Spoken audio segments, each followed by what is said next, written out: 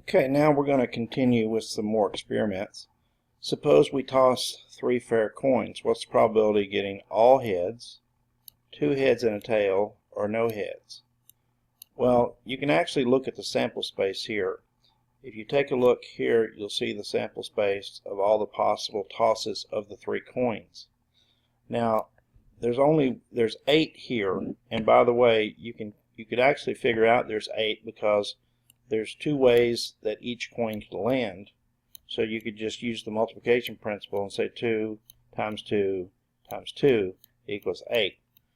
But you still have to look at the sample space in order to determine how many ways you can get each of these scenarios.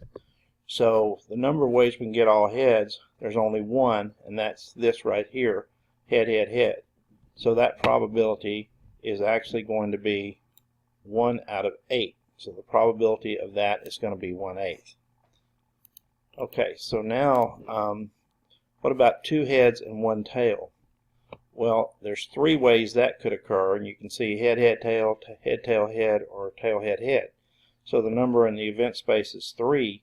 The number in the sample space is still 8, so that probability would be 3 out of 8. And then last it says no heads. Well, the only way to get no heads would be to get the one simple event that has all tails, and so there's 1 way out of 8 that can occur. So just kind of a simple probability example there. Now let's look at one a little more complicated.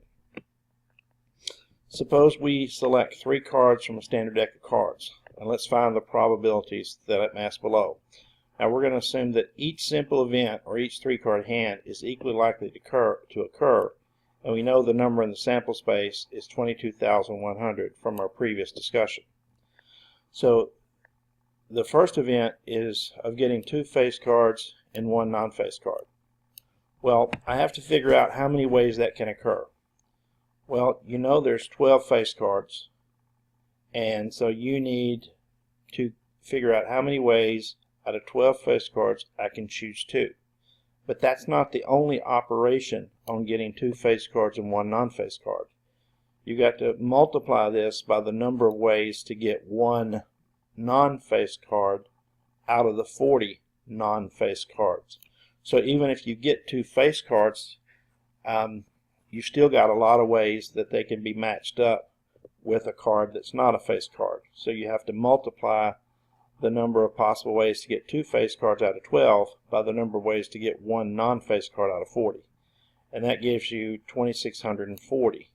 And then I just divide that into the divide that by the sample space, 22,100, and my calculator gave me about 0.1195.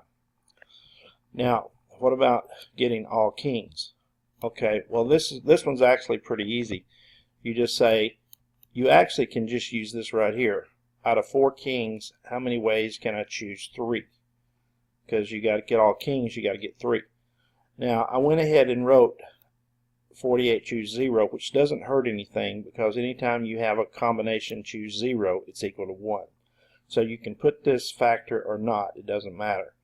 But I'm just showing you that out of the 4 kings, we want to choose 3 kings out of that 4.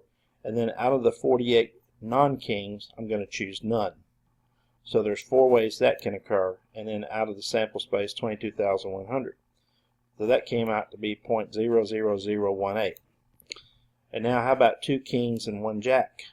Well, for that you need to figure out how many ways you can choose 2 kings out of 4, and then how many ways can you choose 1 jack out of 4. So it would be out of 4 kings choose 2, out of 4 jacks choose 1. Multiply those 2 together because you got to use the multiplication principle there, and you find that the answer is 24, but the probability would be 24 out of 22,100, which is about 0.001. And then finally I said the event of 2 hearts and 1 diamond. Well, there's 13 hearts in a deck, so it'd be 13 choose 2. That's the number of ways to get 2 hearts. And there's also 13 diamonds in the deck, so the number of ways to get 1 diamond would be 13 choose 1. And then if you multiply those together, you get 1,014, and then you divide that by the sample space, 22,100, and it comes out to 0.0459. So there's a nice problem of sort of no, I wouldn't say advanced, but sort of a medium level probability problem. Okay, we can do a similar thing here. You've got a basket with 7 good apples and 5 bad apples, and you randomly select 4 apples. So I'm going to ask you some questions.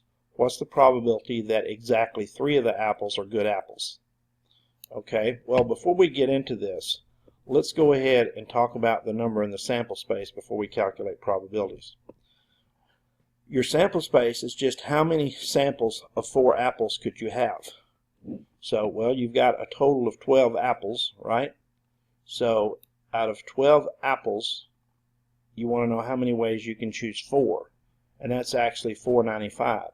And that's important because that's going to be our denominator on every one of these problems, pretty much. Okay, so that's the denominator. That's the number in the sample space. So now to get 3 good apples out of 4, then 1's got to be bad. So what you got to do to get 3 good apples is out of the 7 good apples, you got to choose 3. And out of the 5 bad apples, you'd have to choose 1. So you multiply those two combinations together, and you get 175. So now the probability of getting 3 good and 1 bad would be 175 out of 495, which reduces to 35 out of 99, or 0.354. How about exactly 4 good apples? Well, since the sample is going to be 4, that means we're going to have 4 good apples and no bad apples.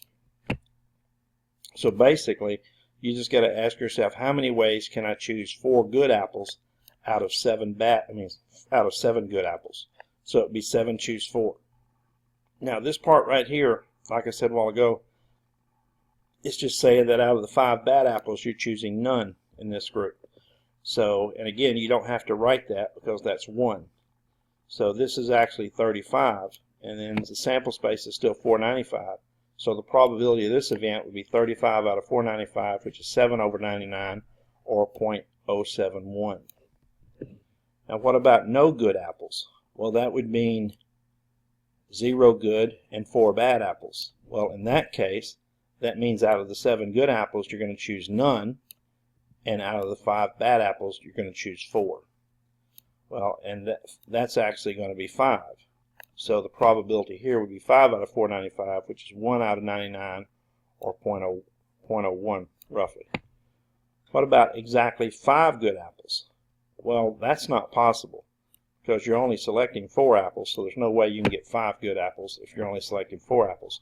So that probability would be 0 out of 495, but you can just say 0. Now if I said at least 3 good apples, then I'm talking about 3 good apples and 1 bad apple, or 4 good apples and no bad apples. Well, I already know that there's 175 ways to get 3 good apples and 1 bad, and I know there's 35 ways to get 4 good apples. So you need to add all of those together to get 210, and then divide that by the number in the sample space, and then reduce the fraction or write it as a decimal. So there you get 0.424. Now I'm going to finish up here by showing you some general examples. Read the first one here. It basically just wants to know what the probability of selecting an odd number is if you select a number from the digits 1 through 9. Well, there's 1, 2, 3, 4, 5 odd numbers out of 9, so that probability is just 1 out of 9.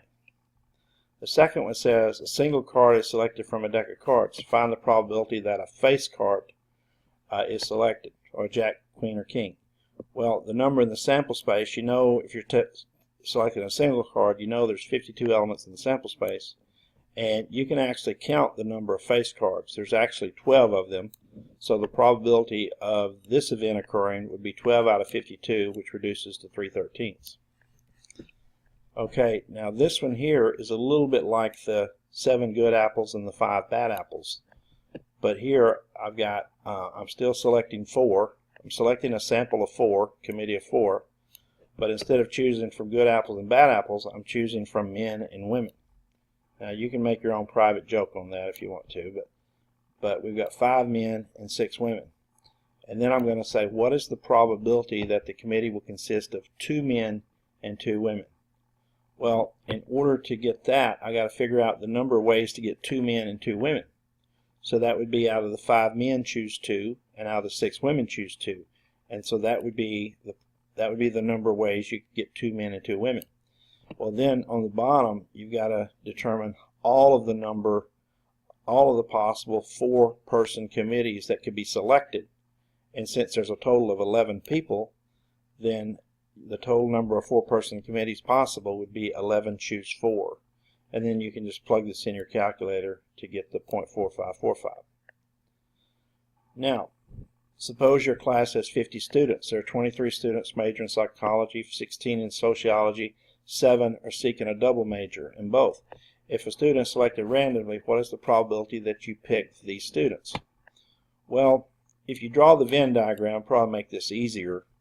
So I'll draw one for you here. Just give me a second.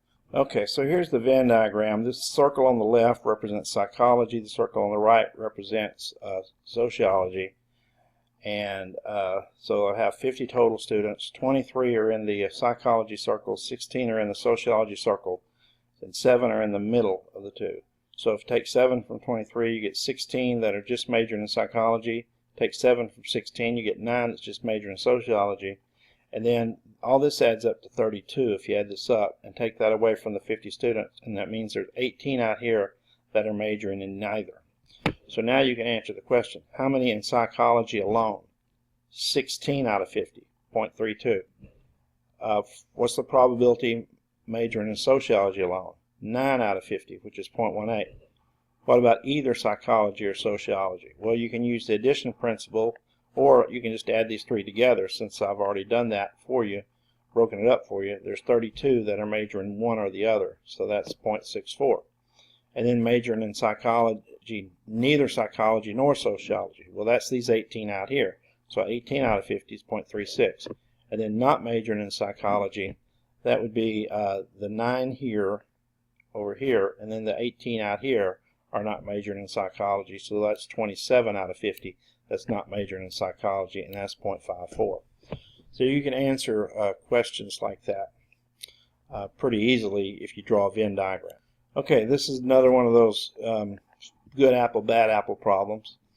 Here I have 27 radios, and there are 4 defective, so that means there's 4 defective and 23 good ones. And we're going to select 6 radios. So I know if I ask a probability, like what's the probability that 2 are defective, then there's going to be a total of 27 choose 6 samples, because there's 27 radios and I'm choosing 6. So I need to know how many 6 radio samples there are. Alright, now if I want 2 of each, out of the 4 defective I got to choose 2, and out of the 23 good ones I got to choose 4. So I didn't want 2 of each, I'm sorry. I wanted 2 defective and 4 good ones. So out of the 4 defective choose 2, and out of the 23 good ones choose 4. And then plug this in your calculator and get 0.1795. Now number 6, you can do that as a practice problem. It's basically another good apple, bad apple problem. So it's just like we did number 5 and just like we did number 3 up here.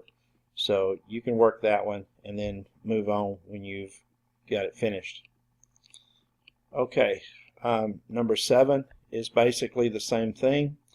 5 cards are drawn. What's the probability that you get exactly 3 hearts? Well, on the bottom you put the number of 5 card hands possible, which is 52 choose 5. On the top, the number of ways you can get 3 hearts, and so that means you got to get 2 non-hearts. So out of 13 hearts, choose 3. Out of 39 non-hearts, choose 2. Multiply those together, divide by the bottom, and there's your answer. Now this says, what is the probability that the committee will consist of at least 4 men if we choose 6 people? Well, now you've got to find the number of ways you can get 4 men, the number of ways you can get 5 men, and the number of ways you can get 6 men, and you got to add them up, which is going to give you 181, and then that's going to be out of the total number of 6-person committees out of 11, which would be 462, and then 181 divided by 462 would be your answer. So the trick there is to add them up. I'm going to leave you with this last problem that you can freeze the video and read it and work it, and then when you're done you can restart the video. But this last one is just another empirical probability example that you can work on.